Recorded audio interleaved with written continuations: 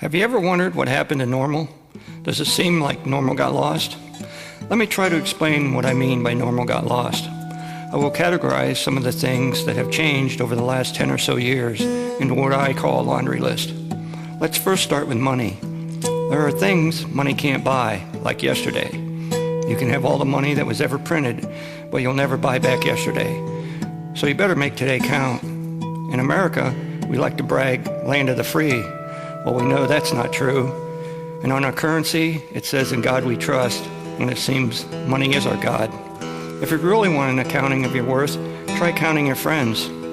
Have you ever seen one of those ads on the internet that says free and then asks for your credit card number? By today's standards, we have lost touch with normal. In today's times, it's a hurry rush, only to get nowhere fast. It's as if we're in a race trying to get the edge or that step ahead, but only the race is with ourselves. Not long ago, yours and mine, great-great-grandparents strived for a better quality of life, always trying to make it better for the next generation. Maybe not perfect, but hopefully smoother, and yet not compromising the morals, values, principles, ethics, and integrity. For example, we all heard the expressions, "They don't make them like they used to," because quality had a meaning. It was a standard or benchmark. Example, our father's father had a business and made things with care because it was by word of mouth that sold the product. And if it lasted and they got good use out of it, then they always went back for more.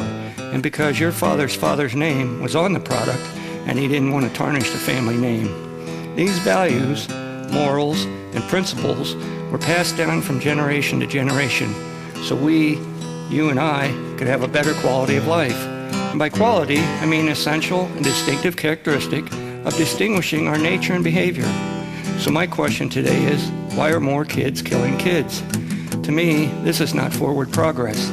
Kids today don't fear death, because when you have nothing to live for, you have nothing to lose.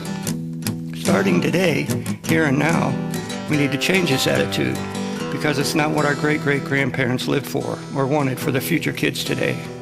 Kids need structure, a solid foundation, whether if it's social, religious, gender, ethnic, or custom. It has either a limit or influence on individual opportunities. We need to find out what's gone wrong and fix it. It's time we stop talking the talk and start walking the walk. You can't start a 1,000-mile journey without taking the first step. Our 32nd president said the only thing to fear is fear itself. Maybe our worst fear is we are better than what we think of ourselves. Perhaps it's that image we have of ourselves that holds us back from becoming great. Maybe we have wondered in that dark space in our mind, who are you to become great, magnificent, prosperous, famous, gorgeous, talented? And I say, who are we not to become all these things? Sabotaging our own belief system is defeat before you even start. Me playing small doesn't serve the world. There's nothing positive about shrinking so other people won't feel insecure around you. Everybody is meant for greatness and shine like all children do. I believe it's better to try and fail than to never have tried at all. When you learn how to ride a bike and you fell down for the first time, did you give up? If we can liberate ourselves from our own fear, then perhaps we can help others to liberate themselves. There's a difference between life and school. In school, you're taught a lesson and given a test. But in life, you're given a test that teaches a lesson. And now in 2013, we have bigger homes with smaller families. Why is it we're expanding outer space, but not inner space? In society today, we can construct and create monumental skyscrapers, but we can't control our own impulses. Impulse is the influence of a particular act or feeling, a sudden desire to do something without thinking about its consequences, or without any careful thought. In today's society, we think we need the fastest, the biggest, the better looking, the most updated, or the newest of everything, only to keep up with the Joneses. Today, we self-express ourselves by putting tattoos and piercings on every and any body part, and some of those places are downright scary. I think if I want to self-express myself, I'll do it on a t-shirt. In America, we have the best of everything at our fingertips. iPads, iPhones, iTablets, MP3 players, flat-screen TVs with high definition, Xboxes, PlayStations, laptops, memory cards, memory sticks, 3 terabyte external hard drives, GPS, digital cameras, and my favorite, electronic cigarettes. We're the most spoiled nation on the planet. We have quadrupled our material list, and we have thrown away what's of real value, like compassion, patience, understanding, and love. Why is it today we will believe a rumor before we'll believe the truth? Have you ever tried to understand yourself before you understood someone else? Remember, we're all fighting some kind of a battle, even if it's with ourselves. The attitude today comes down to, oh well. We blame all our problems on everything else, from the president to the paperboy, because we don't want to admit we are flawed, that we are not perfect. Why? Because we are to be judged weaker or damaged goods. I say fix yourself and prove them all wrong, even if it means rehab, counseling, or therapy. Remember, what doesn't kill you makes you stronger. What's being said here is we have lost touch with the rules and regulations and standards of normal. Nothing has been the same since someone said, think outside the box. Life was normal when everything was black or white. Now it's all gray.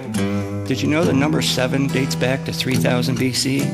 Have you ever really sat down and thought of who was the person that stayed up all night and decided since 3000 BC we need to put a slash through the number 7 to be sure it's a 7?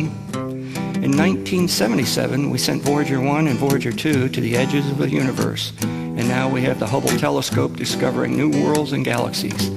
But in our modern driving society, we need a sign telling us there's a sign ahead. Let me repeat that. In 2013, we need a sign telling us there's a sign ahead. I understand that things change over time, but when we start compromising our values and morals, the changes should be for the betterment of society as a whole, to upgrade, not downgrade. And from when I grew up as a child to a kid, a young man, and an adult, the quality of life by the improvements of science, engineering, and innovation got better. Example, in the 70s we had lead-free gas, disposable lighters, and the Jarvik 7 artificial heart, to name a few. In the 80s we had the disposable camera, the Doppler radar, and the disposable contact lenses. And we all had that warm, fuzzy feeling deep down inside that life was good, that we as a whole could conquer any problem that came along. So why now, in 2013, does it seem that what used to be normal seems to be fading? Well, I know some people out there will refer to this as old school, but you have to remember what got us this far was a lot of old school. And if it is old school, then what are carjackings, home invasions, identity thefts, drive-bys, sex offenders, processed food, Ponzi schemes? School shootings began in 1996. When I was a kid, maybe 12 or 13, we could drink from the garden hose and not worry about getting scolitis of the armpit. We could go out from morning to almost dark and not worry about being abducted. We didn't have video games because we had board games. I'm going to end here. I could go on and on and on, but life isn't complicating as some people want it to be. Just think of the basics. I hope you can relate to some of this, or maybe all of it. Here are a few ideas to help you cope with the plain old stupid stuff from today. 1. Forgive and forget. Life's too short, and if you can't forget, then you're not forgiving. 2. If you lose the game, it's okay. Just don't lose the lesson.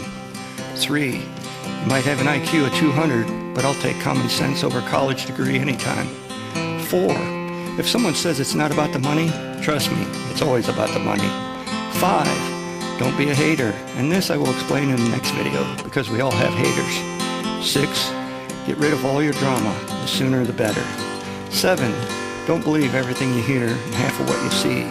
Some people get off on making up stories just because. 8. Remember karma. What goes around comes around. 9. Don't sit around feeling sorry for yourself. It's like a lead weight around your ankle. And 10. When you wake up in the morning, do the right thing. Give today your best shot. And if you do that, when you lay your head back down at night, ask yourself, did I give today my best shot? And if the answer is yes, then live with it, because that's all you have. And maybe tomorrow you can do even better.